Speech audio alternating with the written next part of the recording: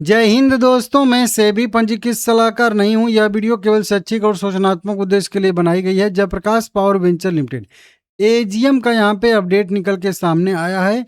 जो IDBI trusteeship के पास जो है अडानी पावर के जो 24% स्टेक जेपी पावर के थे वो गिरवी रखे गए थे, उनको भी रिलीज किया गया है कुछ दिन पहले। वो भी उस खबर को भी यहाँ पे इस वीडियो में हम लोग देखने वाले हैं, कवर करने वाले यहाँ पे हैं, ठीक है ना।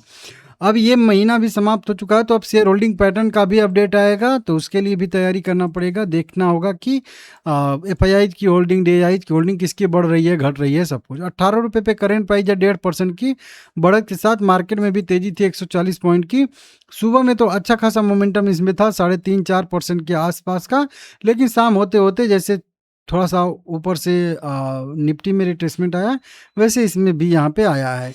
10 करोड़ इक्विटी शेयर ट्रेड हुए हैं 180 करोड़ रुपए के, और 24% का डिलीवरी परसेंटेज है, 20% का सर्किल लिमिट यहाँ पे है, ठीक है ना। बात करेंगे, देखिए आज का यहाँ पे 1 जुलाई का जस्ट अभी अभी यहाँ पे अपडेट आता हुआ दिख रहा है हम लोगों को। 1 जुलाई 2026 का जयप्रकाश पावर वेंचर लिमिटेड का है, और ये एजीएम का। अब देखिए, मैं यहीं कभी ढूंढ रहा था, तभी मुझे ये 2-3 और खबरें दिख गई। एजीएम देखिए हो रही है, चलिए ठीक है, एजीएम तो नॉर्मल है, साल दर साल बेसिस पे एजीएम होती ही होती है। लेकिन एजीएम के पहले कुछ बोर्ड मतलब वोटिंग वोटिंग भी होती है, कुछ मुद्दे होते हैं। तो कोई भी मुद्दा नहीं है कंपनी के पास, मतलब केवल एजीएम में बस मतलब क्या कंपनी का ग्रोथ प्लान है, बस यही सारी चीज़ें डिस्कस की जाएंगी। मतलब कोई अपॉइंटमेंट नहीं, कोई कुछ नहीं, नियुक्ति नहीं, कोई मतलब ऐसा अनाउंसमेंट नहीं जिस पे कुछ मतलब वोटिंग वोटिंग हो। मतलब ये होता है ना कि साल दर साल बेसिस पे अगर साल भर के बाद कोई मीटिंग हो रही है तो कुछ तो मुद्दा होगा भाई, कुछ तो ऐसा चीज़ होना चाहिए। कुछ नहीं यहाँ पे, बस 30 जुलाई 2026 को कंपनी कह रही है कि हमारा 31वां एजीएम होने वाला है। यहाँ पे देखिए 31वां AGM, annual general meeting. Annual मतलब साल दर साल बेसिस पे ये होता है, ठीक है ना। इसी के लिए कई सारे न्यूज़पेपर में इन्होंने पब्लिकेशन दिया है। कोई मुद्दा ही नहीं यहाँ पे समझ में आ रहा है, यहाँ पे नहीं लिखा गया है।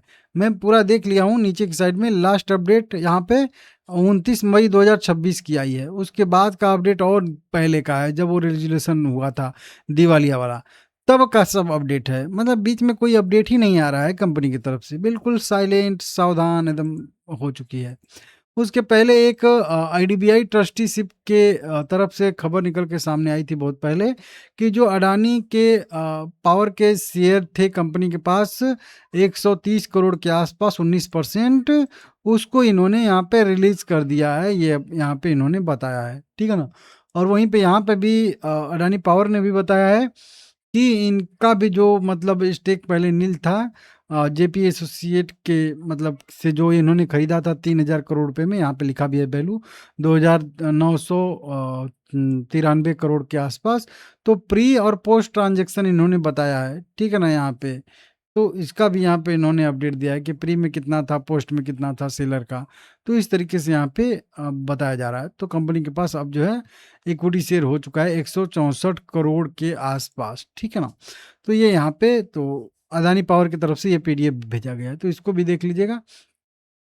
बाकी और कोई वही मतलब मुद्दा ही नहीं है एजीएम का कुछ भी, ठीक है ना। आप लोग अपने हिसाब से देख लीजिएगा।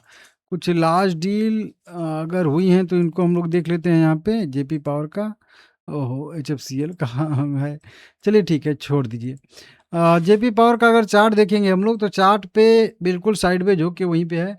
आज ऊपर से रिट्रेसमेंट आया है, रिट्रेसमेंट कहाँ पे आया है, रिजेक्शन बिल्कुल 20 डे में मूविंग एवरेज से। अब देखिए निगेटिव क्रॉसओवर हो चुका है 20 डे में और 50 डे में का। अब ये जब तक लेवल ब्रेक नहीं होता है ऊपर की साइड में, और इधर से वो लाइन भी आ रही है वहीं पे, तो जब तक 19 रुपये का लेवल ब्रेक करके ऊपर सस्टेन न कर जाए तब तक इसमें तेजी की संभावना थोड़ी सी कम रहेगी। पैटर्न तो ठीक ठाक बना हुआ है, लेकिन पैटर्न कितना काम करेगा वो देखने वाली बात रहेगी, ठीक है। नीचे की साइड में 2 मूविंग एवरेज लास्ट वाले हैं, 200 है और उसके नीचे 100 है।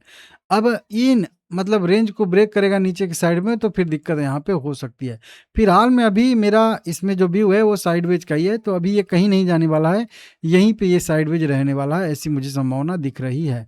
बाकी भाई नेगेटिव क्रॉसओवर थोड़ा सा दिक्कत कर सकता है, ऐसी संभावना यहाँ पे दिख रही है। वीकली चार्ट पॉजिटिव है, वीकली चार्ट पे कई बार बताया हूँ आप लोगों को कि कई सारे पॉजिटिव यहाँ पे क्रॉसओवर हो रहे हैं। यहीं पे 3 मूविंग एवरेज हैं, देखिए ये जो लाइन ड्रॉ कर रहा हूँ ना, इस लाइन के अंदर अंदर 3 मूविंग एवरेज हैं। 50 डीएम में है, 100 डीएम में है, 20 डीएम में है। 20 डीएम में मूविंग एवरेज 100 डीएम को क्रॉसओवर दे रहा है और अब जो है थोड़े दिन बाद जो है 50 डीएम को भी क्रॉसओवर दे देगा। तो यहाँ से वीकली चार्ट बहुत ज़्यादा पॉजिटिव है। ये इंडिकेशन दे रहा है 24 रुपये का, 27 रुपये का और 34 रुपये मेन हम लोगों का जो लक्ष्य है। तो यहाँ से मोमेंटम की संभावना वीकली चार्ट के हिसाब से दिख रही है। हालांकि वीकली चार्ट है तो टाइम भी ज़्यादा लगेगा, एक एक कैंडल एक एक वीक की बनेगी। तो 2027 या 2027 के मध्य तक का व्यू अगर हो तभी इसको जो है होल्ड करना चाहिए मेरे हिसाब से, नहीं तो अभी ये साइडवेज यहाँ पे रहेगा। लाइक करके चैनल को सब्सक्राइब कर लीजिएगा, आगे भी अपडेट दूंगा।